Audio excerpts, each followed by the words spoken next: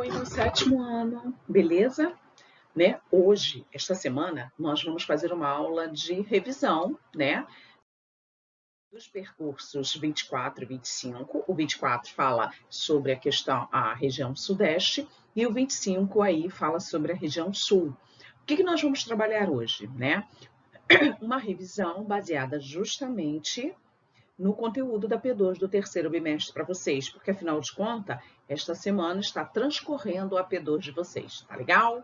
Então vamos lá, gente. Bem, todo mundo deve estar lembrado, aí já é uma figurinha bem repetida, e afinal de contas, nós moramos aqui no Rio de Janeiro, então, né, nós temos aí essa cidade, né, que pertence à região sudeste. E lembrando, né, que a região sudeste, ela é composta por 4 estados.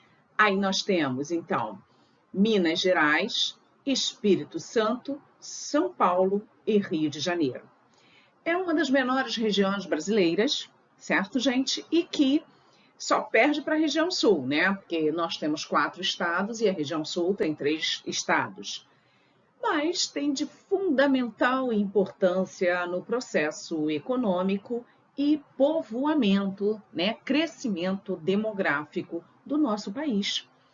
Né? Afinal de contas, era justamente na região sudeste que nós temos o estado que é o coração econômico do país, que é São Paulo, e que também, né, foi por longos anos a capital do país, Rio de Janeiro, que apenas deixou de ser a capital quando ela migrou para o Distrito Federal, mas ficou por longos anos. E temos também aí um longo processo histórico, o ciclo do ouro, um dos ciclos econômicos que o Brasil passou. E depois, o café, né, aqui no sul do Rio de Janeiro, e depois no interior paulistano, onde dali, né, São Paulo aí com acúmulo de capital, né, ele pôde, né, com isso investir em grande quantidade e várias indústrias, né, justamente a partir de meados da década de 50, não esqueçam aí de JK, diversas multinacionais começam a chegar e aí São Paulo totalmente modificada, não é isso, gente? Belezinha? Tá legal? Então vamos lá. Então eu acho que aí todo mundo deve ter lembrado. Bem, como eu já falei para vocês, né?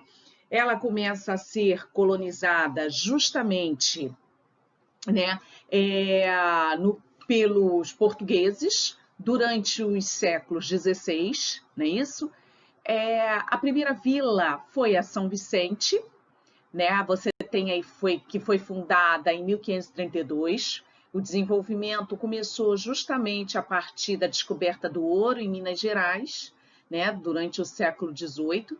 E aí, em 1763, o porto do Rio de Janeiro, por onde escoava todo o capital, né? Todo o ouro aí, passou então a ser a capital do Brasil. Como eu já falei, somente em 1960, aí Brasília, então, já no século XX, passa então a ser a nossa capital.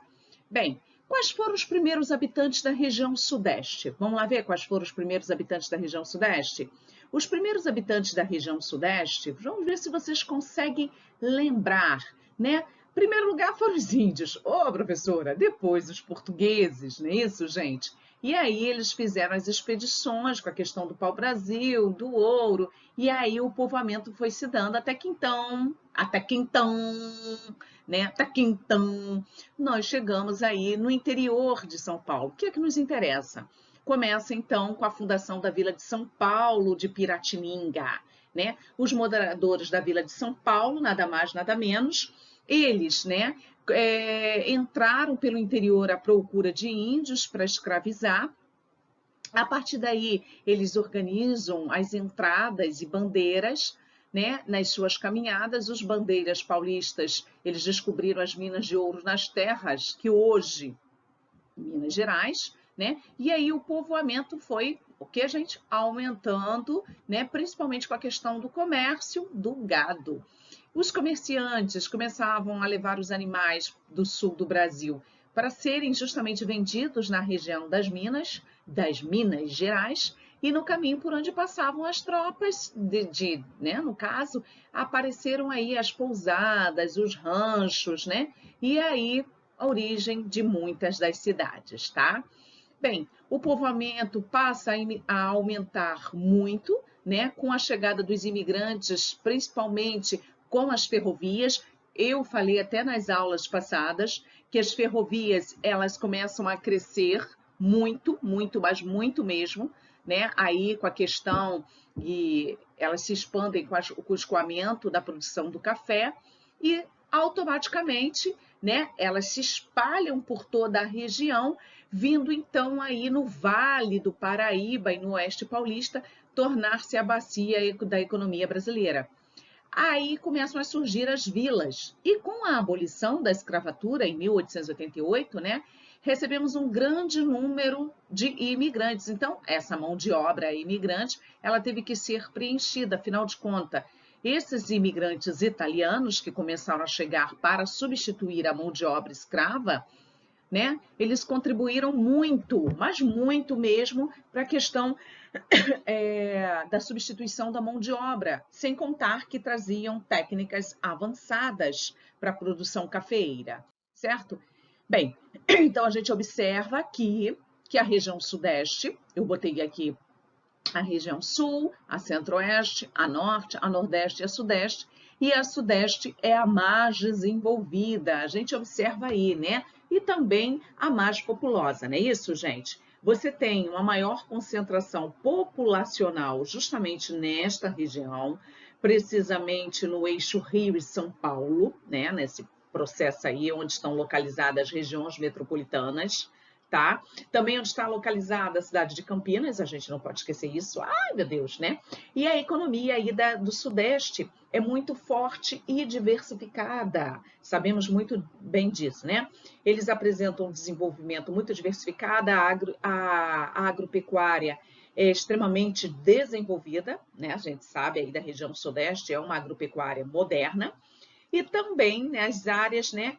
É também uma região muito atrativa para o processo migracional, né? Pode reparar que na região sudeste nós encontramos um número maior, diversificado, de pessoas de tudo quanto é parte do Brasil e até imigrantes. Tá? Ela é um polo atrativo imigracional, né? Então nós temos aí, existe um forte padrão de desenvolvimento justamente, né, nessa região. Porém, não é desenvolvido, né? A gente observa aí uma certa desigualdade na região sudeste, né? Algumas áreas são mais desenvolvidas, outras não são. Isso, apesar, né, a região do país com maior número de escolas, melhor atendimento médico hospitalar, melhores condições para pesquisa tecnológica, né? Tem uma maior frota de meios de transportes, comunicações, a indústria, a atividade econômica que emprega mais trabalhadores na região, mas apresenta muitos problemas aí, né, de transporte público, apresenta um crescimento desordenado, onde não houve um planejamento. Então, a gente observa um certo, como é que eu vou dizer, desequilíbrio. Pode reparar que na região sudeste, eu coloco até aqui, né, o porquinho aí mostrando a economia, que nós temos trechos no norte de Minas Gerais, nessa região aqui, gente, extremamente precário, de pobreza mesmo esse norte de Minas Gerais, tá? Já, né, justamente nessa parte aqui de São Paulo, Rio de Janeiro, Belo Horizonte, o sul de Minas Gerais, você tem um desenvolvimento bem maior, né, nas cidades, nos municípios que aqui podemos encontrar. Porém, né, se você for justamente para o norte de Minas Gerais, gente, é uma pobreza. Essa região aqui do Vale do Jequitinhonha é muita pobreza, mas é muita pobreza de verdade, tá, gente? É uma coisa assim drástica. E sem contar, até o clima não favorece, que o clima é árido, semiárido, então deixa uma certa precariedade, tá legal? Então você tem aí uma certa desigualdade na economia da região sudeste. E a gente pode observar isso até mesmo no processo aí de colonização, né, de como se deu com a chegada da família real em 1808, que deu a maior importância para a cidade do Rio de Janeiro. Depois tivemos o ciclo do café, que acabou tendo um acúmulo de capital, ocorrendo maior investimento nessa região, né? Automaticamente aqui também as Minas Gerais, o ciclo do ouro, Espírito Santo, o café, não tem a questão do café, mas não prosperou tanto. Hoje, nós temos aí São Paulo e Espírito Santo, né, com a questão aí das usinas alcooleira, com destaque, né?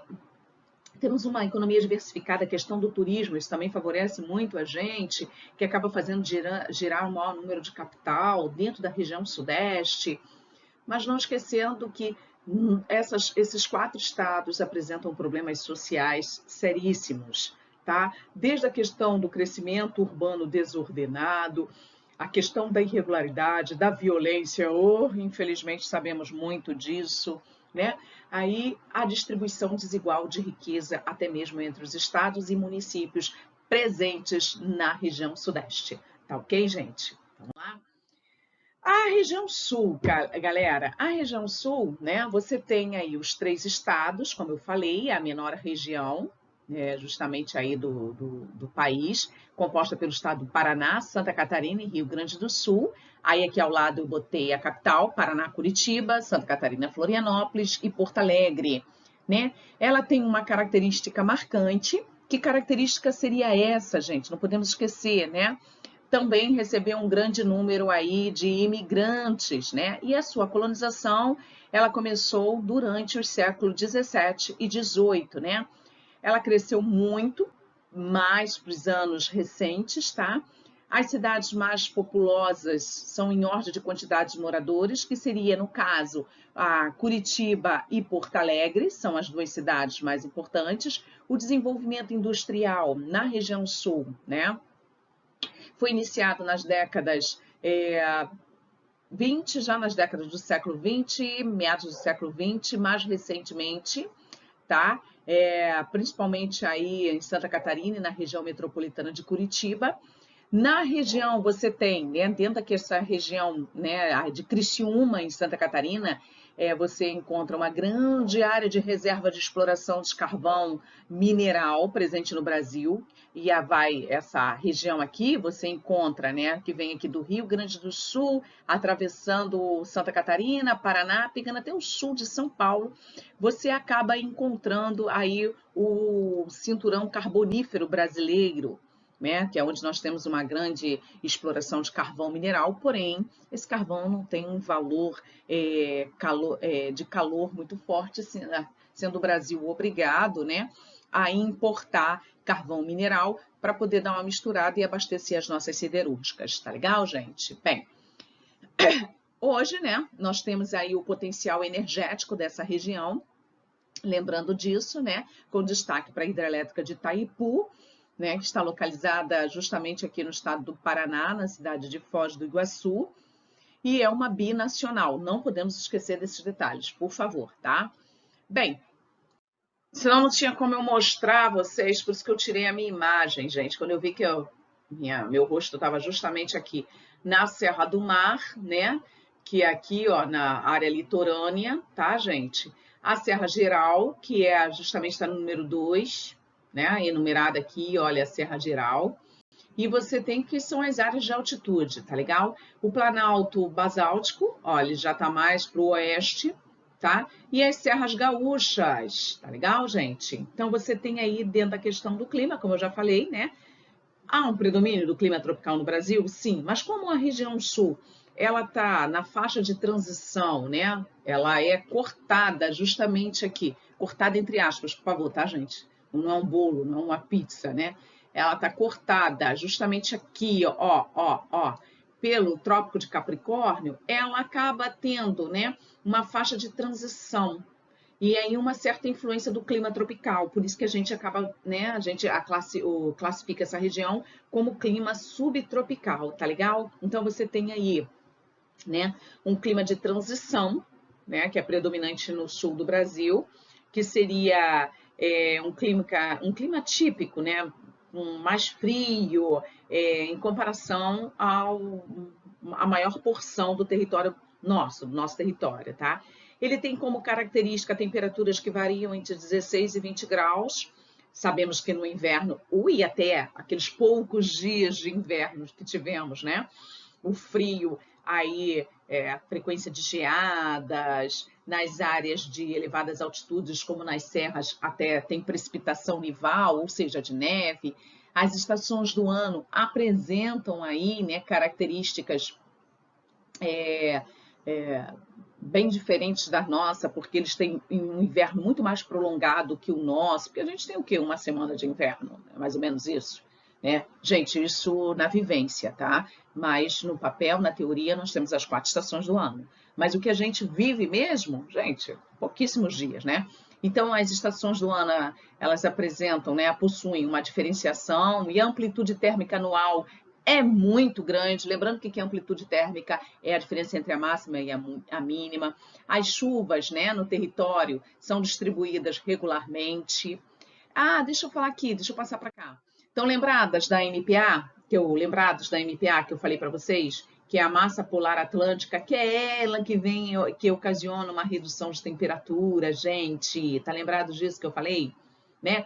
Aí ela, quando chega aqui na região sul, ela vai causar geadas, nas áreas serranas poderá vir, né, por causa da elevada latitude e altitude, e mais a atuação da MPA, poderá ter precipitação nival, né? É ela que vem trazendo friozinho para a gente. Para vocês terem noção, às vezes essa massa ela tem uma tamanha força, né? Ela consegue avançar, ocasionando redução de temperatura na região centro-oeste e chega até a região norte, que é a famosa friagem, né? Ocasionando o sistema de friagem na região. E é essa massa de ar aí, gente, justamente ela que vem ocasionar a queda de temperatura na região sul, é MPA, tá? E também aqui no Rio de Janeiro, aqui, ó, o Rio de Janeiro tá aqui, tá, gente? Ela aí, sabe aqueles diazinhos, semana passada, foi passada ou retrasada? Acho que foi retrasada, que fez uma temperatura mais baixinha? Foi a MPA que virou e falou assim, tô no pedaço, hein?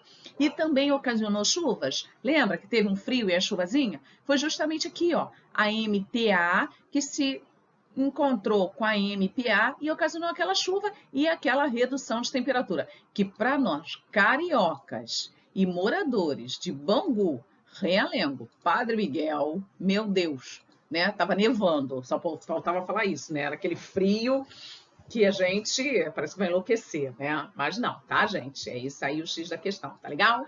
Vamos lá, gente. É uma aula de revisão, tá? Não posso ficar muito tempo. O aquífero Guarani, ele vem enfrentando alguns problemas, como a hipermeabilização e o desmatamento dessas áreas por causa da expansão da agricultura e da pecuária, ou seja, da agropecuária e mais a expansão urbana, a hipermeabilização do solo e o uso, né, excessivo do homem, né, da água do aquífero, construindo poços. Isso é um sério problema que futuramente vamos ter que enfrentar. Se o homem continuar desmatando, continuar hipermeabilizando, né, e construindo poços artesianos, né, que venham a explorar excessivamente a água, nós vamos ter um fator de subsidência. O que seria isso? Um rebaixamento do solo nessa área aí, cara. Isso é um caso sério.